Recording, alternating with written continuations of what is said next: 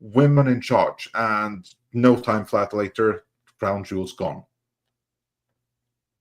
Can't trust Maybe women funny around timing, jewelry. but yeah. You can never trust women around jewelry. That's Bitches, man. Bitches. Bitches. Yeah. Anyway, well, thank you for that. And I'm talking about Paul Chato, by the way. Crimson Cinder, who gifted 5 memberships. Thank you for that. Nice. I can't talk this morning.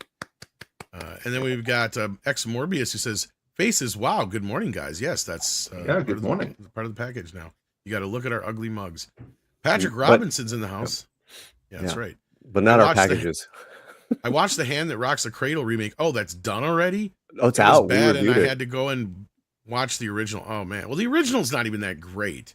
It's kind of like it's basically like above a Lifetime movie of the week. Right? Like that's really but it found what a place in our pop culture, you know. Well, yeah, I mean, as far as what women. It is, but yeah. But yeah, we gave it I think a 3 out of 10. So what is rating right there? What is the remake? Like, I don't get what is it? Like, is it just the same thing as the original, or what they do differently? It's the same thing, and it's actually a very competent director, and she flubbed it up. I'm pulling up the review as far as trying to remember who the lead actress is that they're talking about. Remakes lacks life and suspense. So it's Hulu, straight to Hulu. So there you go. And what's her name? The lead actress, Micah Monroe. Oh, I thought it was Mary. She's yeah. Well, she plays the mom, like the one that hires. Micah Monroe is who you're talking about. Micah. Yeah. So directed by a woman. Cinematography by Joe Williams, a woman. Edited by Julie Monroe. Music by Ariel Marks. Straight to Hulu. And it was written by the security team of the Louvre. That's right. Exactly. That's very true. There you go. She did do a really good film in Mexico called The Bone Woman. The director. That's right. Yeah. I mean, this is one of those times where I'm just like, I wonder if it's more proper for a guy to handle this, because I think a woman's too close to the material. Well, the idea that a woman isn't allowed to fail, but guys are. I'm not saying that, Paul. I'm not saying that at all. Yes, you are. Well, now, no security guard has ever been robbed. That's a no. I'm not even talking about that. I'm talking about The Hand That Rocks the Cradle. I'm talking about the movie. I'm talking about the fact that it's about a psycho bitch, right? Like, right. I mean, I think women are just too close to that to handle that kind of a story. Who's too sympathetic to other psycho bitches? Exactly. That's my point. I'm not saying a woman can't do it. They did, obviously. But did it turn out? Yeah. No. So our writer basically says the issue lies in the writing and direction. The screenplay lacks nuance, presenting every emotional beat and character motivation right on the surface.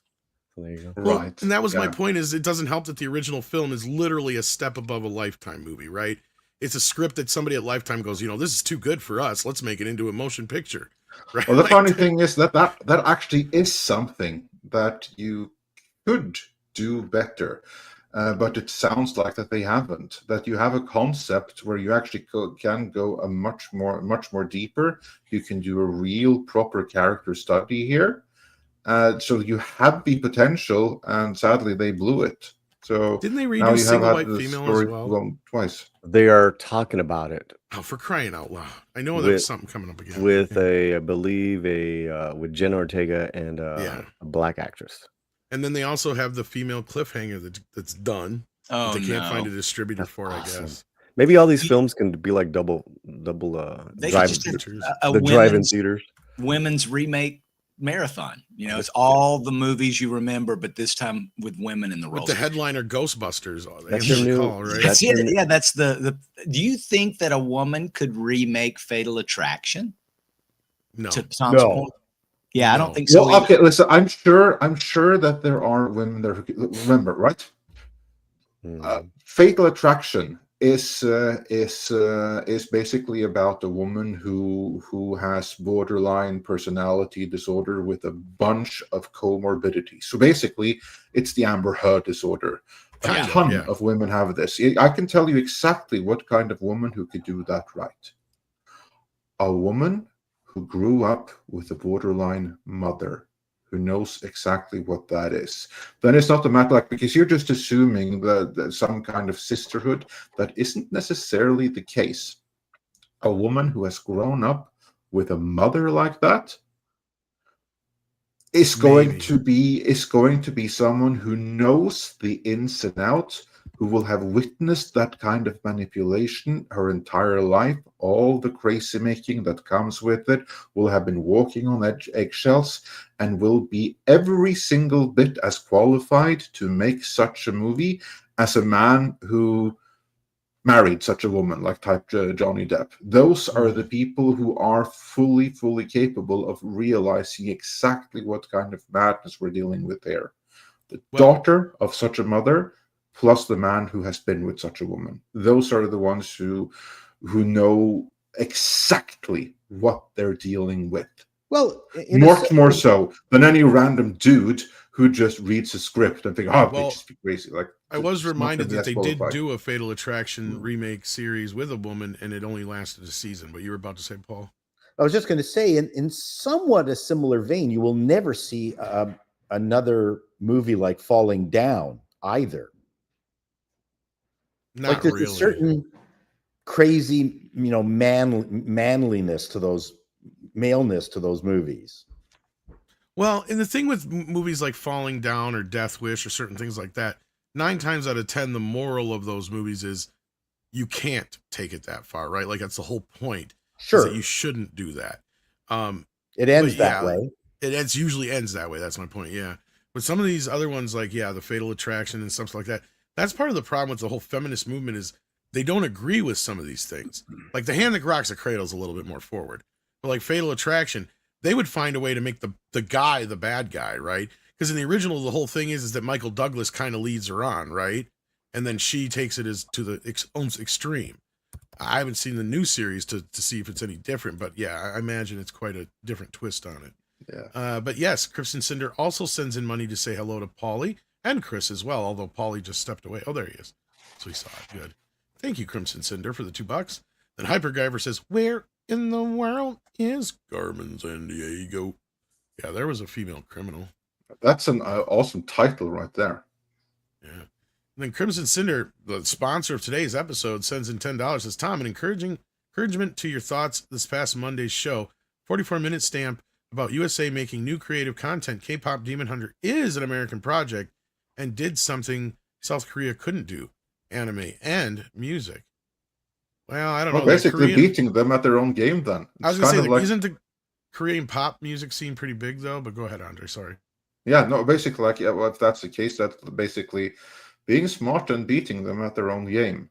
This kind of, I thought I went through the credits on that, and the music was done by Koreans.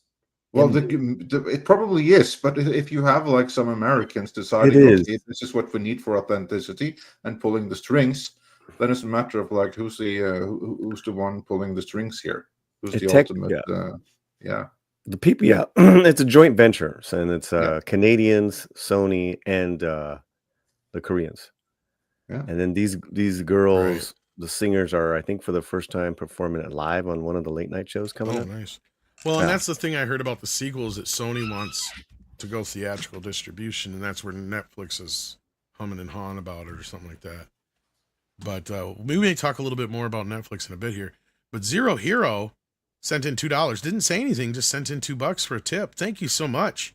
I do that. I can't figure out how to add a piece of text to my. I always screw it up. I send people money and forget to add my beautiful prose. When do you send Don't lump him with a boomer like you. I send everyone but you, Paulie. I'll send you a Venmo link and you can try it. We'll figure out how to get it right. Okay. No, I'll send the money to you first. Okay. And you said you'll guarantee that you'll transfer it, right? Right, Chris? Yeah, it's a crypto deal. Trust me. Fine. I'll just came up with my local corner store, put in 10 grand, send it to you. Yeah.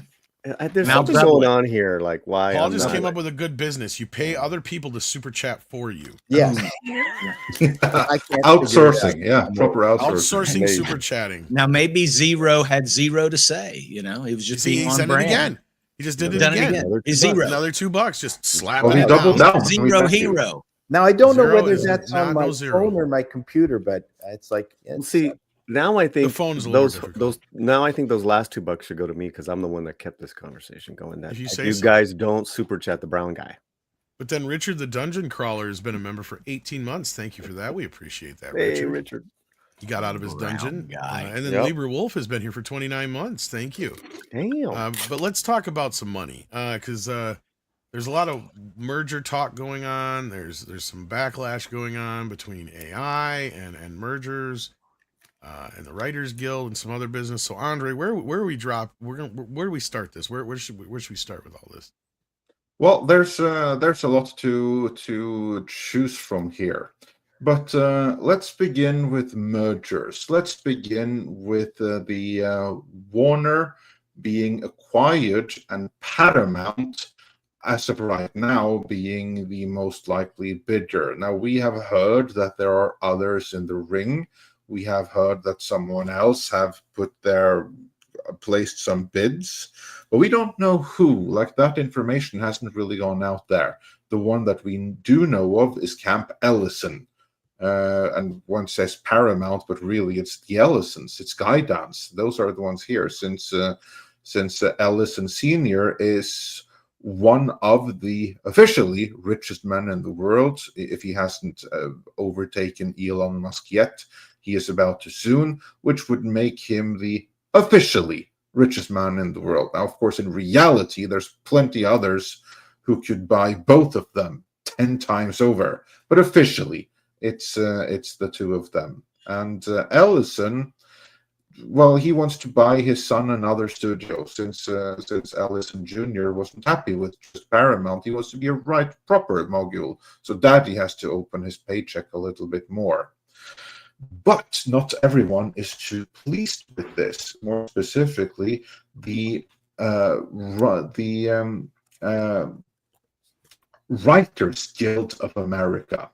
They are trying to block these plans. Now, Tom, there is a link about that in the private chat. If you can bring that up on screen. And if you can't, if you have to step away, then I can do it myself. But that is then the big news here, that the Writers Guild are planning to block potential merger between Discovery, Warner, and Paramount, calling it a disaster. Now, gentlemen, that's the story in a nutshell. Do you think that they have the power to do this? Like, Paulie, what have you heard from your friends in the industry? Is there excitement about this? And does the guild have any way of actually blocking this? No, their leadership, the Writers Guild leadership are just limousine commies playing games with their members, as they have the last few years.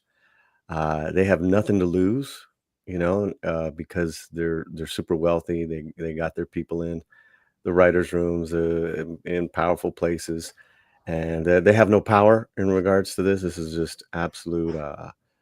They're stroking themselves. If you want to believe that they would get involved, or opposition, what are they going to do? Are they going to ask their paying union members who aren't working, who basically, they didn't even know it, but they they protested themselves out of jobs, out of the writing room. Let's get them to go and protest again. This is a joke. That's what as far as different WGA members that I know have said. I mean, they've been very disappointed in the leadership to begin with, like the last couple of years, like I said. So yeah, just reading some notes on this. Yeah, I can't say I've heard anything too positive about the Writers Guild. Most I have heard from tend to be relatively unimpressed with them, certainly with the leadership, and feel that they have not been adequately served by their own guild. That at least is the recurring theme that I keep hearing. Paul, have you heard anything about this? And do you think that a writers' union should, and more importantly, could derail a big merger like this from happening? Well, I have not heard a thing. That's almost a script doctor question.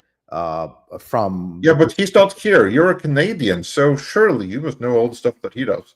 Well, I don't. I do have some work in the hopper, down there, waiting for news. But other than that, no one has said, "Hey, Paul, go out on the, I'll go on the strike." With a sign, with a picket sign, and then we'll make sure that your projects get sold. They haven't made that guarantee for me, which it would be great. It would be wonderful. I think the problem right now is with all the strikes, we've had 2 now, and then with the potential of a 3rd strike for this, is that we've got just so many things that are out there, notwithstanding AI. That this is also looming as a terrific threat against all creatives, not just actors, but writers. But in the end, you can't legislate creativity. I can speak to that quite eloquently because the Canadian government, for years, for the decades that I've been working with them, that's one of the tricks that we've tried up here, is that we legislate what's creative, which always works really well. If you can name one movie that has come out of Telefilm that has broken out of Canada and become a hit around the world, I would love to know what that movie is, because it doesn't exist.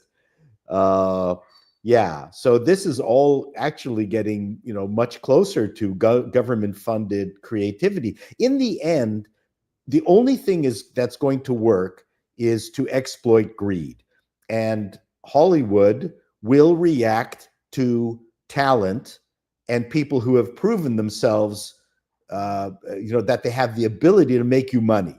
I have told people that is your job as a creative person, is prove that you are valuable. That's the only thing that you can really do. You can't become experts at getting handouts. You have to, like Sheridan, right? Sheridan can make people money, so they go after him. That's really your job. What is it that you can do that will make these greedy bastards come after you and want to adjust your underwear for you? I mean, that's the only goal, and the strikes don't help that. Democratizing bad writers just to give them work, that's not how Hollywood works. Indeed. I know Paulie agrees with that. And hold that thought about like people with talent who can make money protesting. So we're about to get back to that in the next story here. But meanwhile, Chris, there you are, perfect. Any thoughts on this? You think that the writers can do something? They obviously condemn the merger, but can they stop it? Will their harsh words and harshly written letters be enough? I have sympathy for them, right? Because a lot of disasters are looming. But I just don't think there's any way, if, this is so speculative, right? That they would even have their hair on fire over a potential merger as though they could stop it, right? In other words, if Warner Brothers decides to sell to Paramount, and the Trump administration says, okay, it's cool, these writers can't do anything about it. And the same would go for anything like AI and all the looming disasters that are out there. I get it that they're scared, but when I saw this, you know what it reminded me of? This is kind of unrelated, but there's a couple in Virginia that have gone to the courts to try to sue President Trump from renovating the White House. Okay? They want to stop. They want to stop what he's doing. And I just think just that little burst of amused laughter is exactly what I thought when I saw this. It's really, it's not even David and Goliath. I don't understand what it is other than they're just hoping to garner some support for their fear. And I just think there's a lot of fear going on around in the industry. And it's probably because of the stress that the industry is already under from things like AI, from things like, fewer people are watching, streaming is hemorrhaging. I mean, there's so much stress out there. This is just a new thing to be stressed out about. So no, it's short answer. No, I don't think they could stop it, even if it was going to happen, which I'm not convinced that it is. To me, it seems like one big virtue signal, to be honest. It seems like someone is trying to score some kind of political point because they must know there's nothing that they can do. But here's an opportunity to look how good we are. Look how virtuous we are. We are standing up for the industry. And this is just speculation from my side, but that makes me think that someone is up for re-election or someone's position is under threat and they kind of need some kind of win to solidify their position. And this is the best way to do it. That's pure speculation in my end, but I can't possibly think of any other reason behind this. Now, to be clear, I'm completely against Warner and Paramount merging. I think that's really, really bad for Hollywood, for creativity, for competition, and for culture, and for the institutions that together make up Hollywood. We only have so many big studios, right? Fox was one of them. And everyone thought that when Disney bought Fox, Fox was obviously going to continue as something other than just a label under a bigger studio. But no, that's exactly what happened. For all intents and purposes, Disney bought Fox to shut it down. I don't know that's what they plan to do, but I worry that that's what's going to happen here as well. That they're just going to be affiliates under Skydance. I don't necessarily. Well, Ellison Jr., he's kind of like the devil we don't know. We don't really know what he stands for, what he plans to do, but I'm certainly not confident with him taking over two studios, that I have to say. But still, that doesn't mean that the Writers Guild can do a single thing about it. To me, this sounds like a big... No, but they can go on strike. I mean, and again, you're right. It's not, is it going to actually physically do anything? No, but it does cause a rift in a situation where, I mean, I agree, this is not a good move. We don't need any more studio mergers. Paramount and Warner Brothers merging would be a horrible thing. Yeah. And it might even be a less of a horrible thing than, say, if Apple, Amazon, or Netflix were to buy them, because at least they would still have some sort of reason to keep them going as a studio. Regardless of whether or not Amazon or Netflix is and Apple's, if they're even part of this, because they had 3 bids that were brought in. We still don't know exactly who it was. The only other thing we know is that Paramount was rejected 3 separate times. So at this point, Paramount's no longer on the table unless they put in another bid. So I don't know why everybody's keep talking about Paramount. Right. And this is what we keep saying, is that David Zaslav is not really probably going to sell anytime soon. And that's kind of what that statement was dancing around. Is keep bringing on these, offers, because all it's doing is helping our stock price right now. And then when they do finally sell, it'll end up being for $40, $50, $60, $70 on the share, as opposed to the $20 to $25 that Ellison has been offering for his 3 offers now, is what basically we've heard is between $20 and $25 is the few offers he's given. Now, that being said, this is a horrible idea, because I think Andre's right. Why would a bigger studio that already does what Warner Brothers does merge with them and continue to keep them separate? They wouldn't.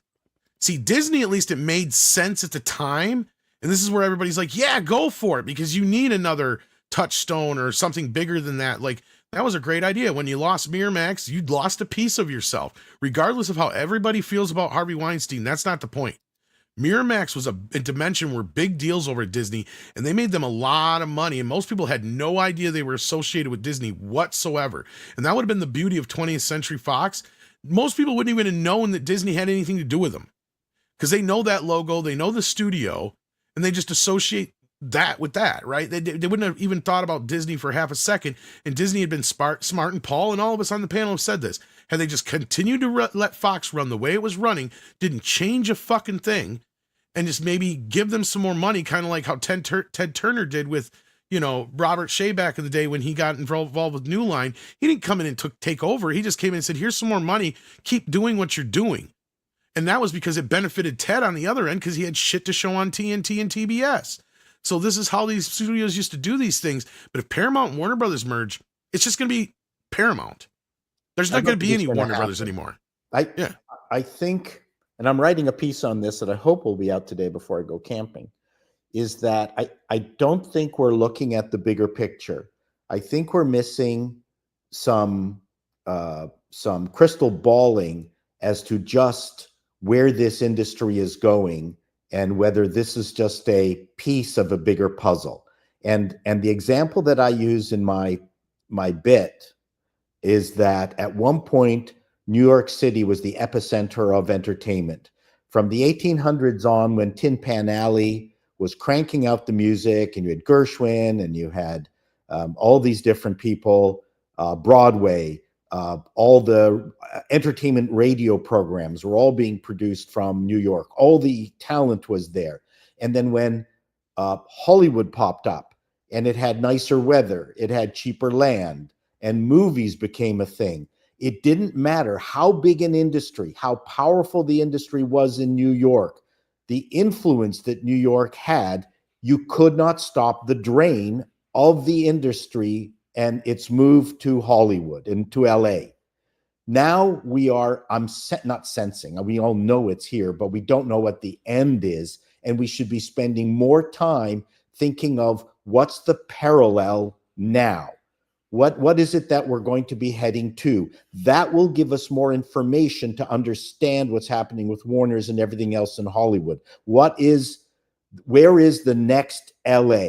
Because like I said, New York could not stop the move to LA. That's capitalism. So I am more interested in this as a piece and a bigger puzzle. I don't have an answer. Well, and I mean, I don't know if it matters that the whole reason they moved out to LA anyway had nothing to do with location or anything like that. No, it had everything to do with weather, movies. No, it had more to do with they were trying to get away from Edison. Because Edison had a monopoly on the film industry over on the East Coast. And so they wanted to get as far as fucking possible from him as they could. But that's a big part of it. Tiny piece. Very tiny. It was a bigger part than I think you realize, but yeah. Yeah, Tin Pan Alley moved over to LA. I mean, but they all wanted to at that time, Edison had all the copyrights, right? That's what I'm saying. He had all the patents on everything. You had to use his sets, you had to use his movies, he owned everything. Look into that, Paul. There's a lot more to that than you think. And then when they got together, the mayors and all them, and started scouting the West Coast, then that's when the exodus started. And you're right. Yeah, and then they found that Edison doesn't have shit on us. Like he can't do anything, and that's where he went the way of the dodo in regards. But that wouldn't have happened. I agree. But that wouldn't have happened. They chose Southern California because of they chose Southern California because of the land, the fact weather, that you had the weather, and the different types of land. The different types of topography. You're absolutely right. And you could get away with a lot of shit because you weren't in New York. It was like the Wild West back then, still out there. It really was. So it's there's a new Wild West, right? And that's what we're trying to all figure out. Yep. I mean, look at what we've talked about. Look at what people have engaged in the chat in regards to, like global productions of, from K-pop to anime to, these Writers Guild. These guys, I can't wait till it's abolished. I think they're the way of the dodo, dude. I just heard about an Iranian movie that won the Palme d'Or that people are raving over, and it's unique, it's interesting, it's cultural. We're not doing that in Hollywood right now, right? Angel Studios is. Outliers are, and that's another thing too, is that people follow the Tyler Perry model as well. Robert Rodriguez. Quentin wants nothing to do with Hollywood physically.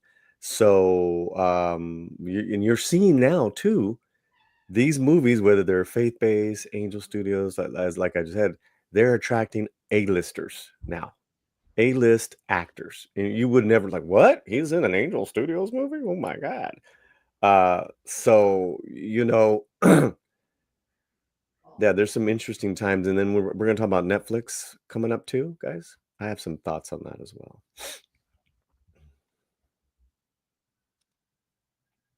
What, A-list? What now? Netflix? Oh, no, I thought we were going to talk about later on Netflix and theater distribution and streaming or something like that, Tom? Well, indirectly, yes. That actually does bring us to the next topic here, because we can actually move on to that right now, because I think the summary of this story really is that the Writers Guild kind of impotent here, so I think a bunch of virtue signaling.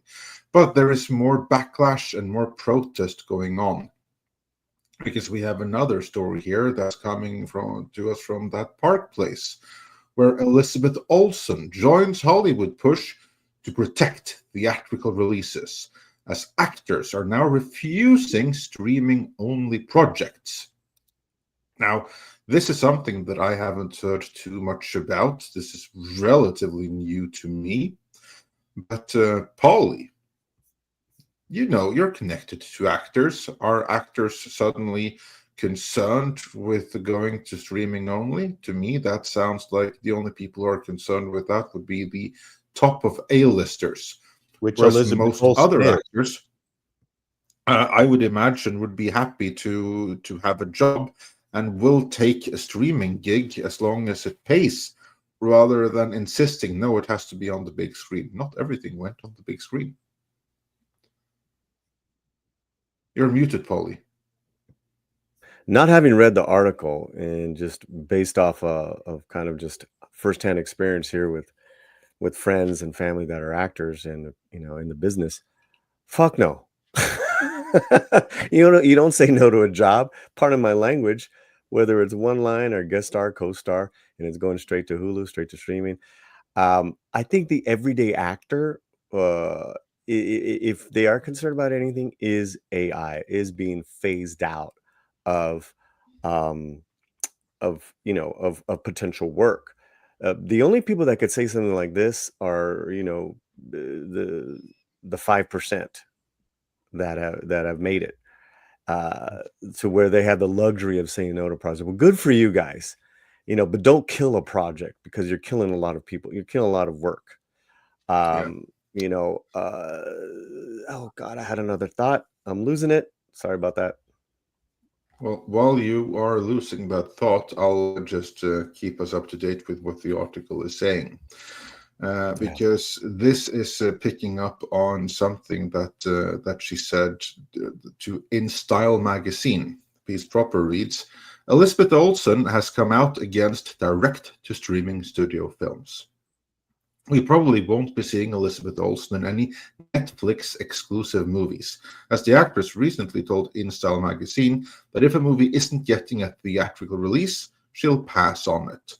And then comes the quote, if a movie is made independently and only sells to a streamer, then fine. But I don't want to make something where that's the end all, she said.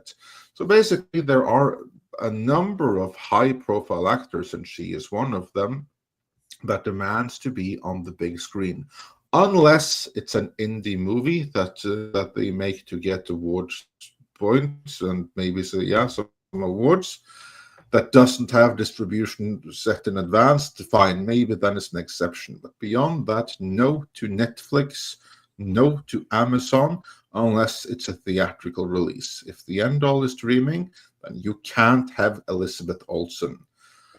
Chris, so no WandaVision season 2, I guess. What does this mean? Elizabeth Olsen, she's becoming quite the oddball, I think, in Hollywood. She just makes comments that seem strange to me. The last time she was in the news, she had forgotten that she had appeared in the latest season of Marvel Zombies. She had done some voiceover work. And so if you're going to do Marvel Zombies and you're going to do WandaVision, and now you won't, so you're refusing streaming. I don't even know where this comes from. I don't even understand it. And I think every time Elizabeth Olsen is in the news, it's generally for something that seems confusing on the surface, which makes me think maybe Elizabeth Olsen is somewhat confused. I'm not sure. It seems very elitist, though, to say that she's going to refuse streaming only work, and then hypocritical for the last two big things that we seem to know that she did was WandaVision and Marvel Zombies. I'd be interested in your thoughts on it, though. I think I know why this is. And I think I get what she's saying here. Those things especially the Marvel Zombies thing and the WandaVision, she's probably contractual. She can't do anything about it. But I can see where her and some other actors are probably getting to the point where they don't want to do streaming only projects. Because guess what happens to these movies? 9.999 times out of 10, for every K-pop Demon Hunters you have 100 million other movies that nobody sees, nobody watches, nobody's ever heard of. And there's like Chris Pratt movies and other things that people have mentioned that I'm like, what is that? I've never even heard of that. Why? Because it was straight to streaming. Marky Mark's last few movies, you may, Paul, and yes, I'm not saying nobody watches them. I'm being a bit hyperbolic, but I mean, on the grand scheme of things, compared to, even if you haven't seen some movies, if it's a theatrical film, you've at least generally heard of it, right? Like, because of advertising and all that stuff. Like, I see where she's coming from. As an actor, there is no real incentive to be in streaming unless you're Adam Sandler or somebody like that who's already so established that it doesn't fucking matter what you do. Right? Because Adam Sandler can keep making these streaming movies until he's dead and nobody will care. Well, there's a big difference. You have no choice but to accept every paycheck that comes your way. Yeah, exactly. But if you're Elizabeth Olsen, yeah. And I agree with you, to your point, Chris, that it's a bit of, you're muted, Chris. She's only had one movie out in 2024, one out in 2023. So if she is well off enough, and she's been in Hollywood all her life, really, we remember her from Full House, right?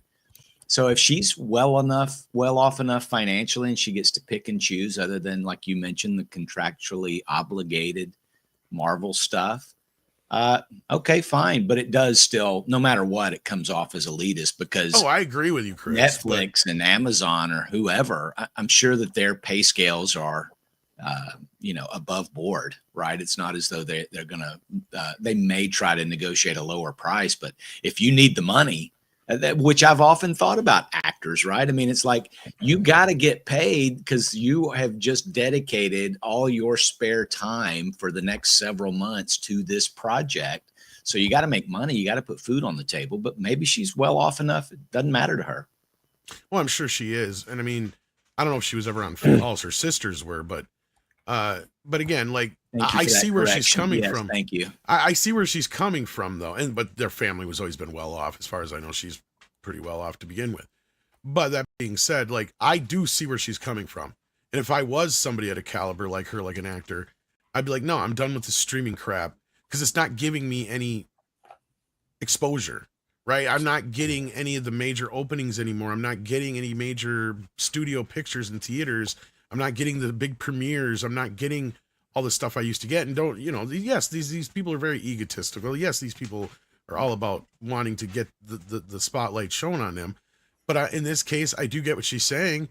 And if I was at her age as an actor, I would agree with her, right? If Sacha Baron Cohen or any of these other guys, Timothy Chalamet or something like that, said the same thing, I'd see exactly what they're saying. Especially somebody like Timothy Chalamet, who doesn't have to do straight to streaming movies, right? He's like, I'm Bob Dylan. I'm in Dune. I don't have to do that shit. Right? Why should I? So, like, at this point, I get what she's saying. I agree with you, though. There's this, like, egotistical side of it, too, because there are a lot of actors, and I'm sure Paulie could speak to that, who can't turn down this kind of work. You have to be in this kind of work. 95%. 95% of the working actors can't. That's what I'm saying, is that this person has never come from a place where she uprooted her life. She left her family, she left her state, her city, to come to Hollywood, not knowing a damn soul, not knowing anybody, and get in and try to get into the business, right? Like millions of people do, and a lot of people can't hang. this person's never had any adversity like that. Everyone's got their own set of problems. I realize that, but this is really just it's just it's misrepresenting Well, it's just actors who don't have that luxury. I was just gonna say, yeah, it's Romy impossible does for not everybody have that to. luxury. Yeah, you not know, everybody's You got able guys to. like Chris Pratt. You got Bobby De Niro. You got Yeah. so many. I mean, we could go. What's his name from the Yellowstone? You got Sly Stallone. Yeah, there, doing Kevin Costner. Costner. And I it was mean, like, Well, yeah, even Sly it wasn't too keen on doing it to begin with either, right? For the that one thing, very reason. the thought that I had gotten back to, I got back in my head was that how you called it the Wild West, right, Tom? Yeah. So he's so right, because even how one auditions for a role is completely different now, guys. And what do I mean by that? Like you get the call from the agent, hey, you got an audition for Ballard, or you got an audition for a movie. You have to have your own studio, you have to have your own reader, you have to have your own cameras, you have to know how to upload, download, all that. So basically what we guys do, you have to know all that now, and you have to pay for all that just to get tapes sent in. That wasn't the case before. You got the audition, you could just work on your craft, work on the role, you go in, you meet the casting director, you do it, you get a call back, great. That's all gone, Tom. That's all gone. And again, it's just another challenge, like AI, like what these bozos are talking about, the leaders, Writers Guild, or even this person is that it's a new reality on how people are trying to get work. And that's in back of the cameras as well, like when we get to Tata Alejandro next week. yeah. Well, that's very interesting to hear with that update from behind the scenes in Hollywood. But also, I think another reason here is to be part of the popular culture. That there are so many streaming movies and shows, so many. Tom mentioned Only Murders in the Building. That's because that's one that you actually should name. I didn't. but Most of thanks them for the you credit. can't name. Yeah. Yeah, I mean, she never has to work again, Something guys. you're saying. Yeah. Yeah. No, she doesn't. She never has to work again. And if she cares, but if she probably cares about her ego and being relevant, that's a different thing, right? Well, that was my point, is she's in that small percentile that can, right, Paulie? And that's why I agree with you and Chris on the other side of this, is that 99% of the actors out there can't do this. They can't make this. And then it's a different argument, and you're correct too, is that, with the whole model of streaming movies, which I agree with also. Of course, people want their work to be seen on the biggest screen. No one wants to go go and say, oh, I just want to make it to the World Series. Fuck Well, it's that. not just they that. want they want to win the World Series. They want to see they want to be able to take their parents to the movie theater and look, Mom, look at my name. I made it. Well, here's my point too. Yeah, go ahead. I'm sorry. Is I think that Elizabeth wouldn't be saying something like this if television and movies were the only thing and streaming wasn't the thing. And this is where I've seen some people in the chat saying, well, we don't understand how much Hollywood hates streaming. Oh, trust me, we know how much Hollywood hates streaming. Andre and I were on the ground level of predicting the streaming war 7-8 years ago. Mm-hmm. We predicted it to a T. We knew exactly what was going to happen. The only thing we were probably off on is who the winners were at the end, because we haven't got to that point yet. But this has been one topsy-turvy, weird fucking thing going on with mergers and other things that we didn't anticipate. So at that point, we were off on one other thing. We also didn't predict the lockdowns. Yeah, and that was another thing that threw us off. Yeah. Flooded with street money, creating complete and total bullshit product that employed everyone and got Hollywood to shear it on because it looked like a savior. It looked like a rope, but it was to hang themselves with, not to rescue them. So we also are victims of the improvement in technology to shoot our projects and the cost structure that's attached to it. Now, yes, if you're using a digital RE camera, it's going to cost you the same amount of money to shoot a movie as it does in film. The only difference is that you now have endless film. but Right. it's still just as expensive, if not more expensive, because then people abuse it because they can now put special effects on it. There's all sorts of things around that. But I think you guys might have seen my video that one of the things that really affected modern Hollywood is that everything now is a movie. Now you can make the claim that The Witcher on Netflix looks like digital crap, but it's still using the same gear. And at one point, when you were watching a 4:3 image on your crappy CRT and you're watching Star Trek with 640 lines of resolution, there was a huge difference between the experience watching television in our day and going to a movie.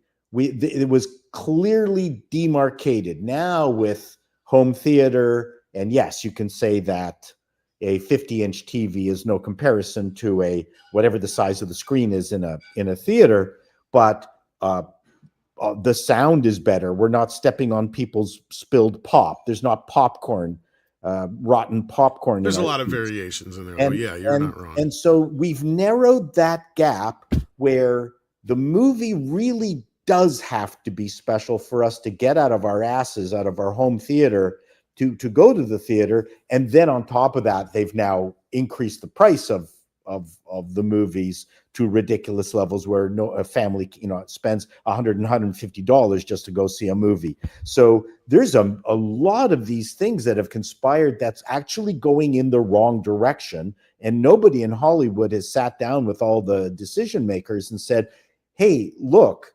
we need to kind of return back to the idea that stuff on TV looks like it's on TV, so the stuff in the theaters is a more special experience. No one has done that. Well, and this is kind of where the problem, and I agree with everything you said, Paul, and this is kind of where we were talking last week too, and I don't know if you missed the show or not, so like I hope I missed the show. We're recovering some of the ground here, but it is true, like you said, like everything is shot with the same cameras and same crews and all that kind of crap now, and that's the answer I usually give to people why they ask why movies look like crap now. It's like because there's that too. Yeah, and then there's the other side of it though too, and this is kind of getting back to what I was saying and kind of bringing it back around to Elizabeth Olsen here and why I think she'd be different, saying things differently if streaming wasn't a factor, is because I think the other part of this, and this is another thing we were talking about on Friday and many other days, is the collective nature of theatrical and television distribution compared to streaming, because streaming is so personal, right? And this is where I think they're coming off, and I don't think Elizabeth would be saying the same thing if she was being offered a network TV show, right? Because that collective water cooler nature is gone, right? And outside of the theatrical release films, like that's why K-pop Demon Hunters is so big right now. It's not because it was on Netflix, it's because they actually put it in theaters. That's why people are talking about it. No, I completely disagree with you. I don't, because we were really talking about it before that. That was a nice little addition. But tons of Netflix things have done tons of numbers like that before in the past, and nobody talks about them because they weren't put in theaters. That's what I think the difference is hold on. here. But I would say that K-pop Demon Hunters also fit more closely into the YouTuber social media zeitgeist than other projects. So, for instance, they've got a very big hit in the sitcom Nobody Wants This, which I just started watching season 2. It's a rom-com about adult Jews. It's not part of the social media YouTube zeitgeist, the gamer zeitgeist. It's just doesn't fit into that milieu, so no one is going to be talking about it. But K-pop Demon Hunters fits right in with all the other anime stuff that we're loving in our digital realm. Like there's stuff that fits into the digital realm, and there's stuff that does not fit, and so we're going to promote that stuff, right? I mean, it's just natural. Yeah, but my point is I think it rose above the normal streaming level because of that. Like to me, it would have been just like any other streaming thing. It's another piece in the puzzle where if they now brought out the regular one without the sing along, I think people would go to the cinema to see it now. They already did. That was my point, Paul. But that was the sing along one. Well, they did one before that, and they're still doing it this for the Halloween one. Okay. That's what I'm Okay. saying. It's like this is something they keep doing now because Netflix got a taste of that money, and that's something they're not used to. And this is where I've been saying for years that I think Amazon is kind of ahead of the game on this, where Netflix is finally catching up. Because before that, and Apple's just kind of doing what Apple does, but Netflix before that was like completely resistant to theaters. They're like, we don't want anything to do with them. That's not our model. Well, That's they not said our they were going thing. to kill. We are the future of theater. But now, with this K-pop thing and the way things are going, I think they got a taste of that, injection of It'll be cash. like, we can get used to this. Exactly. They're like, wait a minute. We just made a big chunk of money last month. Fuck yeah, let's do that again. Oh, I'm gonna back up Tom's. That's my argument. point. But yeah, sorry. Go ahead. Back up Tom's argument. Can you just make me big for a second? Okay, so this is the Frankenstein poster that I got at the Netflix store, pop-up store adjacent to the Egyptian Theater when I saw Frankenstein the other night. Got 15% off of all merchandise. Now let's go back to the panel, please. They're experimenting, Andre and Tom. It basically, we went to go see Frankenstein at the Egyptian Theater. Beautiful screen, the whole deal.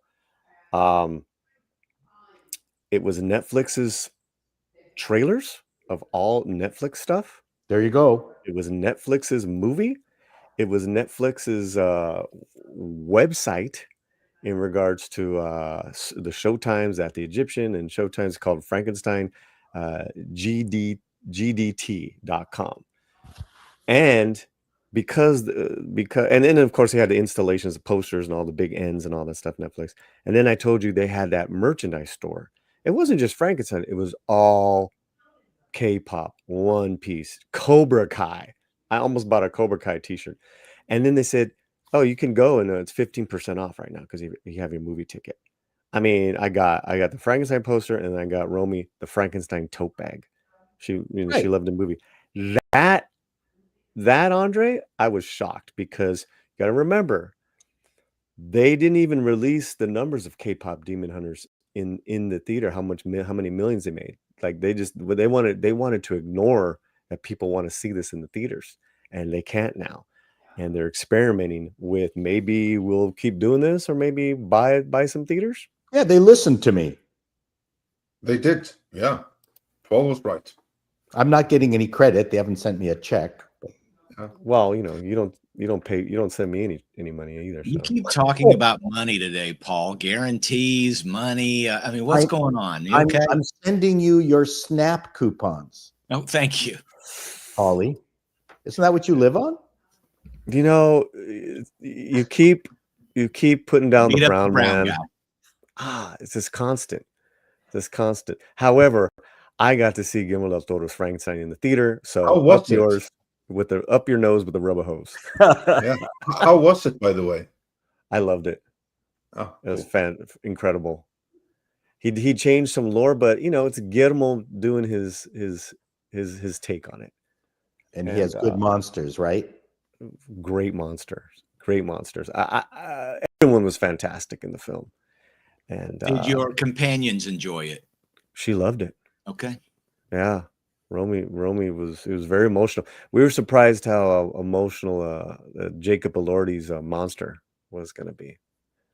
And how does it compare to the Branagh one? Because that's kind of the vibes I was getting. I haven't seen it in a minute, man, so I'd have to watch it again. Oh, do they own the Egyptian Theater? I think they did buy a few theaters, yeah. What?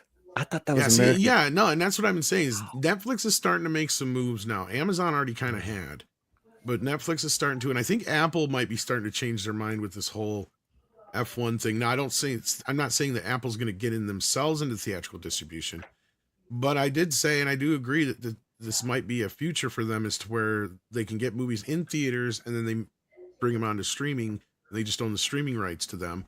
And to me, honestly, that should be the future of film anyway. Yep. And they need to separate television from film again.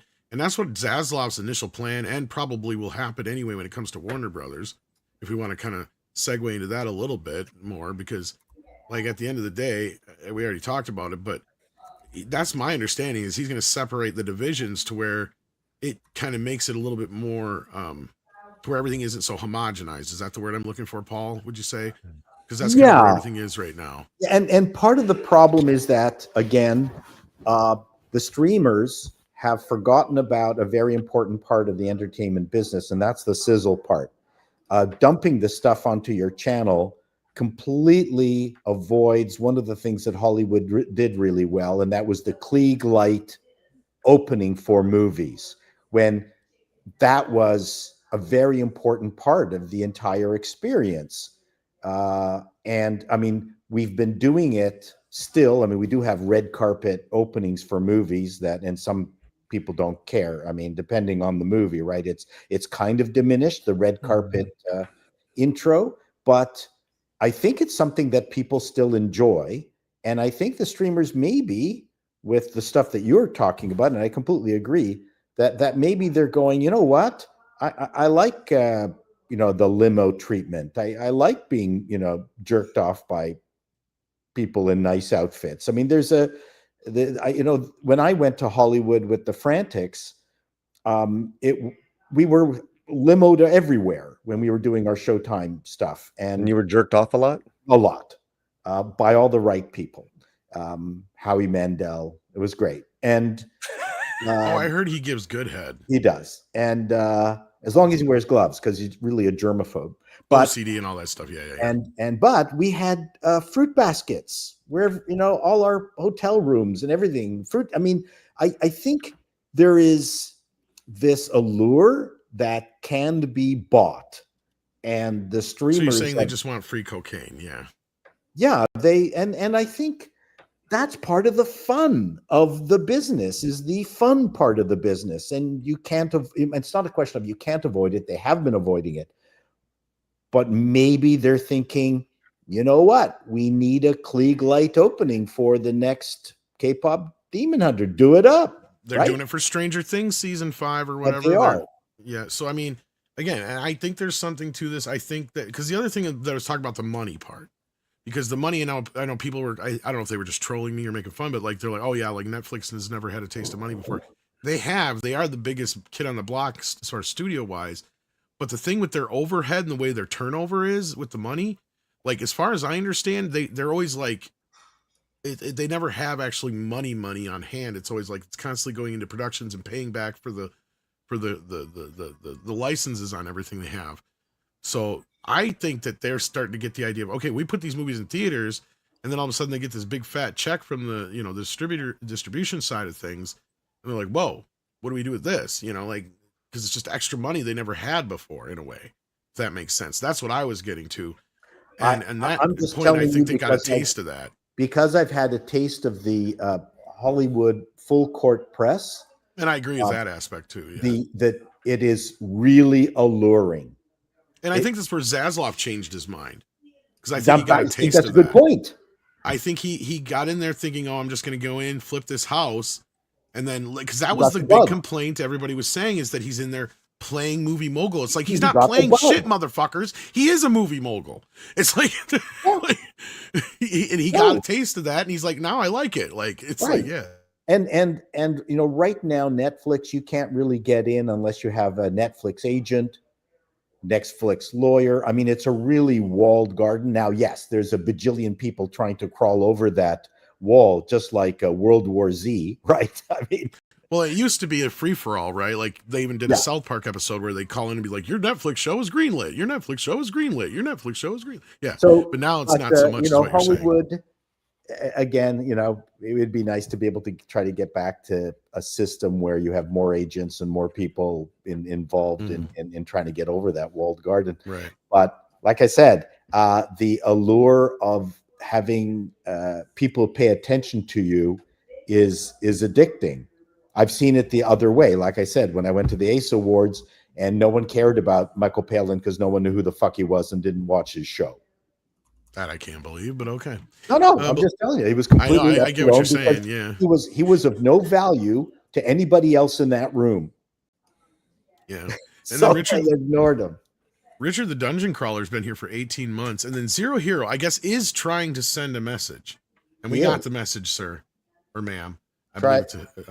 Keep pumping that $2 at us until you get it right, Zero Hero. So So what Zero Hero was trying to say is studios used to choose writers and directors that were fans of the source material that generated buzz until they returned them to that method. Studios remain empty. That's partially true. Yes. There were some times where, but it's usually a fan of that or whatever they brought that project to the studio or they brought that to their attention. They wanted to do that, what have you. There was still the same thing like Hollywood now, though, back then, where they just had projects that needed to be made. They needed to just plug a director into it, right? And that's kind of just always been part of the industry. Well, it depends on whether it's movie or TV. Yeah, that too. That's the other thing. Television even more so, like you're saying, Paulie, because like at that point, everything's kind of all pre-set up for you. You're literally just a director for hire in most cases, or a writer for hire. So yeah. I don't want to plug Chato.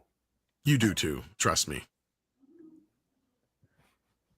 He's pluggable. Don't say anything nice about it. Wolf's been here for 29 months. Thank you for that. Crimson Cinder sends in another $10. Thank you for that. It says K-pop Demon Hunters. Paul, the music project headed by Sony USA. The singers are Korean American. All of the I think he says reside currently in the U.S. I read that wrong for some reason. United States, director creator Korean Canadian, some collaboration with South Korean music. So it sounds like a hodgepodge. Yeah. Kind of like what you're getting at. The best. Yeah. This is the best of all worlds. I saw it the day it came out because I'm an anime nut, right? And I had no idea that it was going to take off. I remember seeing it, telling my wife, "Wow, this was really fun. I really enjoyed it." Mm-hmm. You know what I saw last night? Finally, in the theater, Demon Slayer. Infinity Castle. The other one that I keep getting it flubbed up with. Yeah. Like incredible. The animation is fantastic. The stories, I mean, the character, So yeah, I'm so new and to this whole world, but I'm really enjoying myself. And that is one of the first anime manga series that really blew up that a woman wrote. Again, it's a very misogynist society. Oh, now he's not going to watch it. See, now you fucked it up.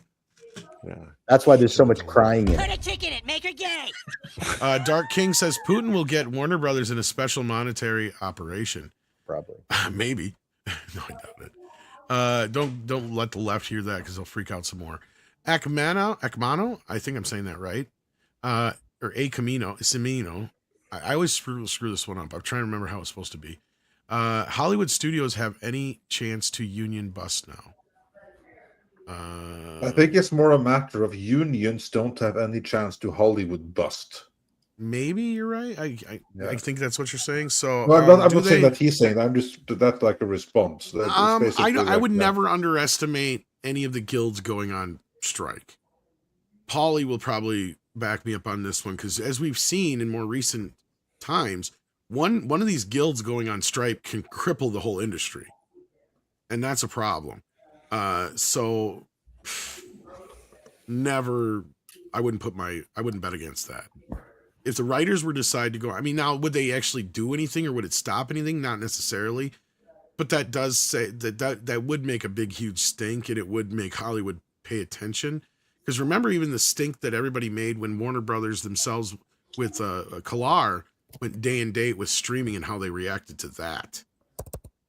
Kind of going along with what Elizabeth Olsen was saying, right? Because you guys remember that brought on a whole lawsuit with a lot of different people, most famously with Scarlett Johansson, who sued Disney, remember, over that whole ordeal because they did the same damn thing. I think she won. And she won. Well, I think they settled out of court, but still, she technically won. You're right, not wrong there. But again, my point is don't ever count out like stuff getting fucked up majorly by a strike. Now, if craft services go on strike, not likely. But if the writers, directors, actors, any of those three majors go on strike, or the producers, then you're fucked.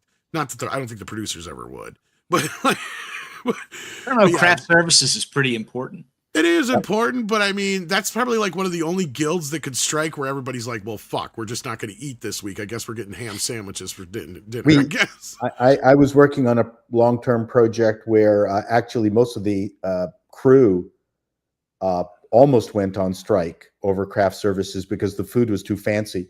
And they said, we just want fucking pizza and burgers. Like, enough with this specially designed. I've never heard that before. Oh yeah, no, the food was way too good. Have you ever heard? Well, I've heard the stories of the other side of it, like where Sean Connery, for instance, he's like, "We're not shooting another frame of footage on Highlander if you don't feed this crew breakfast," because he found out that the crew wasn't eating breakfast or lunch; they were only getting one break a day or whatever it was.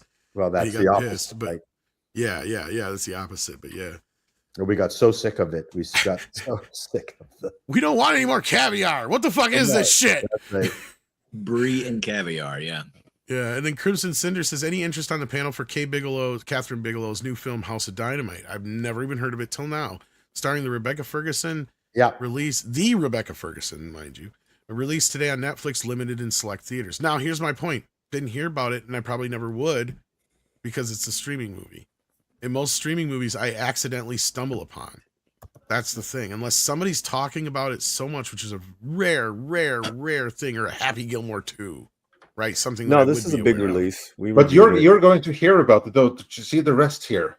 Limited in select theaters. This goes to support your point. So this is Netflix having learned that this theatrical thing just might work out. Sorry, I'm still here just dealing with something in the background, but yeah. So, I see what you're saying, and I agree. Yeah, that might be something to help get it. And really, this was the same thing, like I was saying many a times, like when I used to work in video, where they would literally throw a movie that was meant to be straight to video in a couple theaters, like in New York and LA, just so they could put in the advertisement that it was put in theaters, and they could charge you twice the amount for the tape. Because anything that was straight to video was usually only like $40-$50, as opposed to if it was a quote unquote theatrical release, they would charge $80 to $110. Yeah. But anyhow, M. Miller says, thoughts on Daily Wire Pendragon show trailer. I have not seen this. What is this? Yeah, no, I haven't seen the trailer yet. I know what this is. This is basically the Daily Wire no longer just criticizing pop culture, but trying to make it. So this is basically their Lord of the Rings. Pendragon is based on a series of books, which basically do a retelling of Arthurian legend. And that is what this series then is. So it is Daily Wire's Legend of King Arthur adapting the Pendragon cycle of books. I haven't seen the trailer. I hope it will be good. I've seen some stills. From the stills, it looked didn't look too cinematic, let's say. It looked quite made for streaming, but I hope it'll be good. I know that it's directed by Jeremy Boring, formerly co-CEO and founder of the Daily Wire.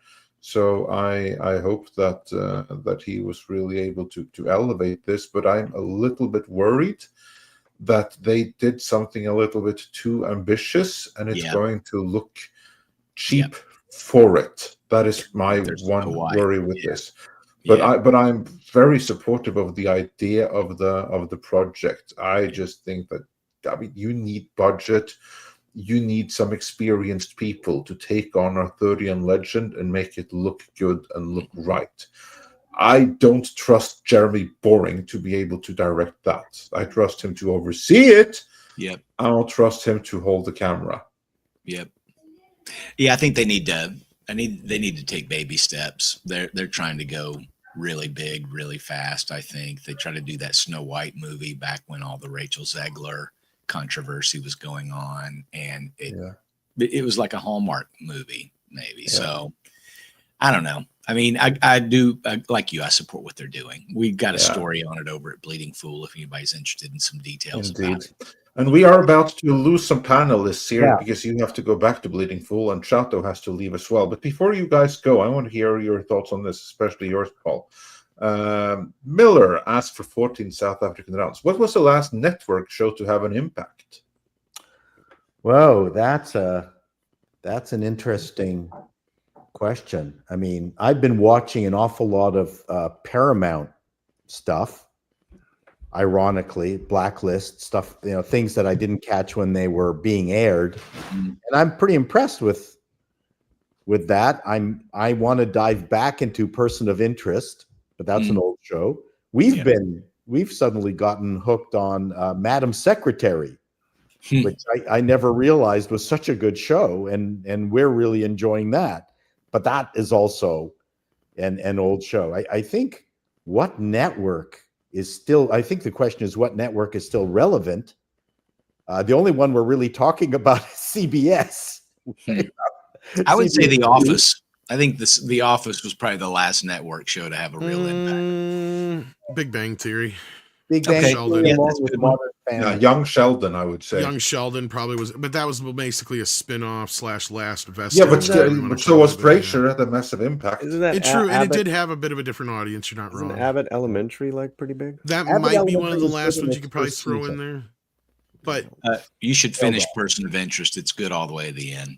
Paul. I honestly, I guess, would give it to either. I would probably give it to Big Bang and give it to Young Sheldon as well as a little like a I side. don't know how big Young Sheldon was. It was big enough, and Andre's right. It had a different enough audience, kind of like how Frasier versus Cheers did. Yeah. To where it kind of made its own impact in a way, because the show's tone was different and stuff too, from my understanding. So I didn't watch it. The Frasier reboot was terrible. Well, that may be, but that's not the point. The point I think here is, and then this is, that would be my guess or my answer would probably be Big Bang. I would also Sheldon. say Young Sheldon, and right now even that has its own spin-off. Does it? In the sister, right? No, what the is brother. It? The brother. Yeah, that's like what it is. the first marriage of whatever the brother's name is, which apparently is also good. So, I mean, at some point, I think sitcoms will make a revival of sorts, but I just don't know what it's going to take. Paul, you might know more on that. But... I don't know either. Right now, we are really enjoying, Only Murders in the Building. Yeah, is fantastic. But that's more of a. That's not a that's more of a what would you call it, like a one camera dramedy or more so. I mean, there's lots of one camera sitcoms. I mean, The Office is one, and we are really enjoying. Nobody Wants This, but that's a real adult. But the thing with The Office is that's kind of a break the fourth wall kind of Spinal Tap type thing, mockumentary style. Right, and there's the hospital show that I really like, but I'm a little bit tired of the fourth wall breaking stuff. It's gotten really tiresome. It's by the same people who did Superstore, which was a terrible show, but well, not terrible, but kind of unwatchable for me. It was a DEI show, and now the hospital show the same producers have done is brilliant. It's really, really well done. Great characters, but I wish the winking to the camera would end. I think that that whole thing, which Abbott Elementary also uses, we don't need the fly on the wall. Since you brought up Frasier, I think that the death of the sitcom, at least for now until it's revived, kind of came with the revival sitcoms. Right? I think that kind of signaled that we had hit an end point with all the Frasiers, the Roseannes, all that stuff being Fuller House, all that kind of stuff being revived. I think kind of showed us that we Murphy Brown. They tried Murphy even Brown. that 70s show, and the Murphy Brown one exactly like the 90s show. The 90s, to me, I think we've hit a stalemate at this point. I mean, Tim Allen did one more recently. Yes, that's still on. That's been renewed. That's the shifting gear. You think they'll bring back Donna Pascal's Angie? Maybe for a legacy. I think part of the problem is that the networks are no longer the big deal. And when you had large distribution across the majority of the population, you had a better chance for having that water cooler moment. Well, and the moment that I kind of realized that the networks were dead. I mean, I knew that this, as I've said, that this whole streaming war should have all been about them shutting down television and streaming becoming the new television all along, and they'd be in better shape than they are now. But the moment that Zaslav stopped worrying about getting a network is the moment I realized that television's dead. And then all of a sudden we start hearing that less than 50% of American households have cable or dish now and all that kind of stuff. So it's like, this is obvious that this is where things are going. Yeah. But anyway, you guys are going. So when the cable money dries up, because of the loss of cable audience, that's really going to be the turning point. We're heading in that direction real fast. Well, because you're not chasing syndication anymore, correct? Right? Because you're not trying to create enough content to even matter anymore, right? Except syndication on the streamers, which the streamers love. Yeah, right. Which it should exactly. I got a bail. I know you do too, Paul. Just check it out at bleedingfool.com or at bleedingfool or at Chris Brawley on X. Had a blast. I watched the movie. I'm afraid I'm not going to be here Monday though, because that's a long name for a movie. Well, you'll get it. Paul, you are a treasure, sir. I will send you that Venmo money back as soon as I get off here. Okay? Have a good weekend, guys. All right. Thanks for joining us, Chris. And Paul, you unfortunately also have to join. We just have a couple of super chats left. Sure. You have like and I have something to just briefly chat about, which I found out. But yeah, let's see the two super chats. Yeah, sure. Jason Webster says for 10 Australian dollars, Hollywood executives must be sadists or stupid. Fancy seizing a very lucrative distribution exhibition window of home entertainment for streaming, the equivalent of disemboweling oneself with a spoon. Yeah, it's completely insane how they cut down the theatrical window, just rush it on streaming. And they do that because they think that, well, now people are aware of the movie, so we have to get it on streaming right now. So everyone is going to buy it on streaming, as opposed to continue seeing it in theaters. Like, for instance, I'm sure Nosferatu would have had 50 more million in it if they had just delayed streaming a little bit. And so many other movies. And I don't think it's necessarily illegal collusion for Hollywood to get together and just say, hey, look, why don't we all agree on these kinds of windows to increase the number of people who are going into the theaters? A healthy theater audience is never going to hurt anybody. They do that anyway. I mean, that kind of collusion would benefit moviegoers. So I wouldn't mind. It's other kind of collusion that I do mind, but yeah. Of course. And then Aged Boomer wonders for $5, why is everyone talking about Shout Factory shutting down? Are they in trouble? I have no idea. Tom, do you have any idea about this? Tom had to step away, so we're going to get back to that. Ruby Hoove says we're gifted a membership. Thank you so much for that. And then Crimson Cinder says for $5, will the Potter show possibly undo all the 2025 Warner goodwill? So yeah, Chato, this is one good for you. You know your Harry Potter. Do you think that the next year's Harry Potter series, what with Black Snape and all, and these wannabe kids, is that going to destroy any goodwill for Warner, or will audiences be accepting of it? What say you, Paul? Hold on, sorry, my wife was talking to me. What was the question? I'm sorry. Question in the super chat: do you think that next year's Harry Potter series is going to be good for Warner, or is it just going to undo all the goodwill that they have enjoyed? There's a Netflix Potter series. I think I meant HBO Max. Oh, I see. No, the streaming series basically. The interest at the very beginning is going to be huge. If they execute it well, it'll be fine. It's all about whether they execute it. Yeah. So you don't think that's going to do anything for the goodwill, though? I don't. I think it's going to be the Rings of Power all over again at worst, which isn't necessarily doing anything to Amazon beyond I think they're Power. Completely afraid of duplicating the terror that is the Rings of Power. You don't think that they haven't discussed that? I would hope so. But then they shouldn't be doing this thing at all. It sounds like money on the table, though. Yeah. Well, we'll just have to wait and see. And Tom, now when you're back, Aged Boomer wonders what's going on with Shout Factory. Are they shutting down? Are they in trouble? Okay. This is my understanding of the situation. They might be shutting down Scream Factory, which makes no sense to me because that's got to be the only part of the company that makes any money. And they got bought out by FilmRise. So there's a question of whether or not they're even going to be doing much physical media in the future. Because for those who don't know, FilmRise does a bunch of streaming shit, I guess. They even have a bunch of free crap on like YouTube and stuff like that. So, and I don't think it helps that a lot of their good personnel have jumped ship to like Arrow and stuff like that. So I don't know for sure what's all going on. I've just heard this. This is mostly just hearsay at this point. They did put out a letter that's really kind of I wouldn't say cryptic, but it's kind of, it does kind of insinuate that the Scream Factory part of the company is being shut down, and it does bring into question whether or not they're going to be doing much in physical media from now on. and they are having like a fire sale right now on a bunch of their titles on Amazon. So the other thing is they're no longer going to be doing, because they just started the thing that kind of set this whole thing off is they just started this like club thing on their website like last year, and it's being shut down already. And anybody who has any credits is getting refunded or whatever.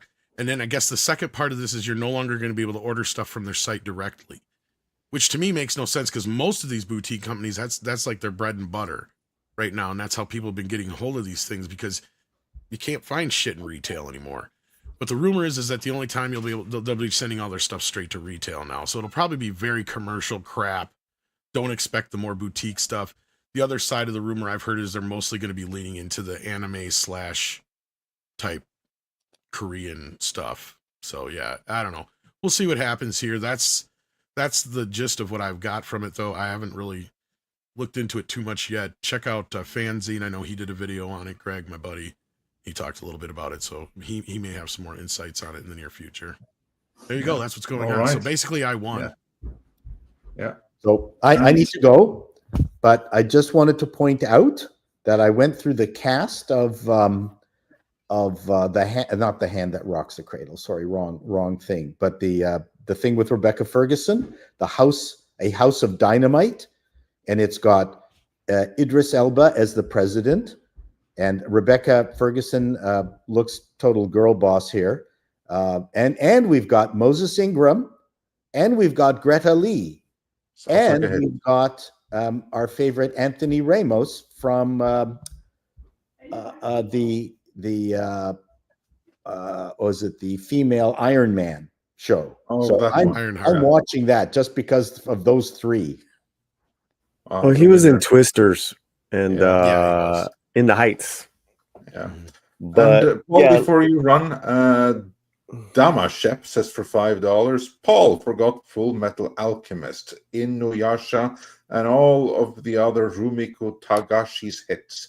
Demon Slayer wasn't the first hit by a woman. I'm sure I butchered all those names. Sorry about that. Oh, but anyway, okay. Yeah. Power. I didn't know that. I know Demon Slayer, actually, they hid the fact that it was a woman who had initially wrote it. But but that does not change the fact that it's a very male-dominated industry. Yeah. Anyway, and thanks for joining us. Way more security personnel from the Louvre working in anime. That's all I'm saying. Yeah, indeed. And since you're here, that we are now fully caught up. And the problem was they were doing their makeup in the Louvre.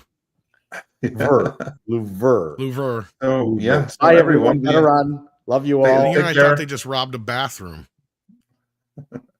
Paulie, you got anything coming up you want to plug? I got my movie reviews that are up and running. So I just put one up last night. It's doing well. Got the Frankenstein one. Got the Demon Slayer one. It's Frankenstein. Frankenstein. Come on over and subscribe. Thank you very much. Yeah, subscribe to my channel, please. Thank you. All right, thank you, Paulie, and thanks to the rest of the panelists and the mods out there for all your help. We appreciate it.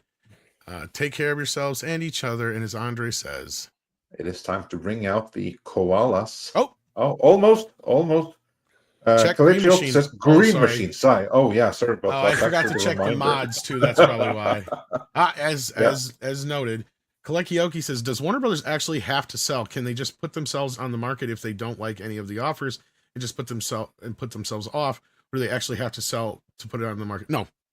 And that's exactly what Andre and I are saying is this whole idea of, this is something we kind of discussed before the show. I don't think we brought it up on the show. This whole idea that Warner Brothers is in some sort of trouble and that's why people are bidding on them. No, this started as an unsolicited bid by David Ellison, which spawned a bidding war now. And the studio has just said they're officially for sale, which means they're opening up for more offers. But no, they can just sit here all day long and field offers and watch their stock price go up and up and up and up.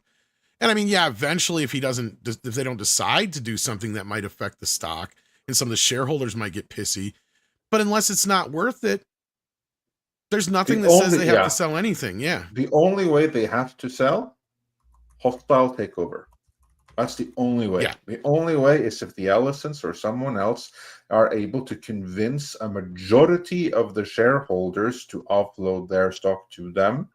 so that they get the majority and they can then vote out the rest and stuff. Mm-hmm. That's the only way it happens, is with a hostile takeover. Beyond that, no, it has to be with agreement. Zaslav doesn't have to sell. He bought the company to flip it, and that's why this is happening right now. This started with an unsolicited offer from the Ellisons, and then Zaslav decided, okay, now is the time, because now there's merger talks.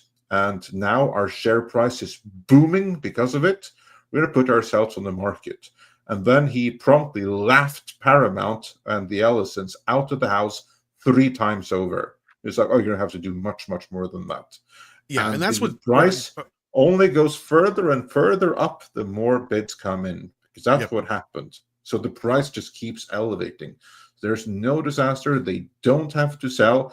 If Zaslav decides, nah, I'm not happy with this, I'm just going to keep going for a while longer, and there's no hostile takeover, he'll carry on. I mean, all the debt that the company was struggling with, it's been cut in half. They're not struggling. They're doing fine.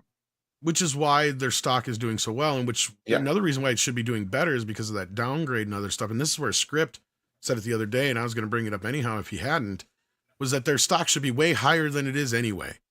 Right, like these lowball, they are lowball. It's artificially low, and that's obviously why Zaslav is rejecting offers, because he knows that the share price right now is artificially low compared to what it should be. And that's probably why he has a set price in mind, and that's going to be significantly higher than the current share price. Yeah, and this isn't like some of the other situations we've seen. Like, I think that the shareholders know that that Zaslav is not going to take some lowball stupid offer, and they're probably backing him up with a lot of this stuff, because it's otherwise the plan to split the company up is to benefit the shareholders a bit more, from my understanding. And if it looks like that's the better deal, that's what they're going to go with, is what I think Zaslav has been saying all this time. So unless somebody comes in with a good enough offer or a hostile takeover, as Andre's saying, that sounds like it's going to be the plan. He's already kind of telegraphed that. Which is a hostile takeover is going to cost the same as winning over. So I don't think that's exactly. Yeah. So, and I mean, like I said, it's going to be a huge deal. This $20, $25 a share, 80% cash bullshit. He can laugh them out the offense all day long, because there ain't no shareholder that's going to agree with that.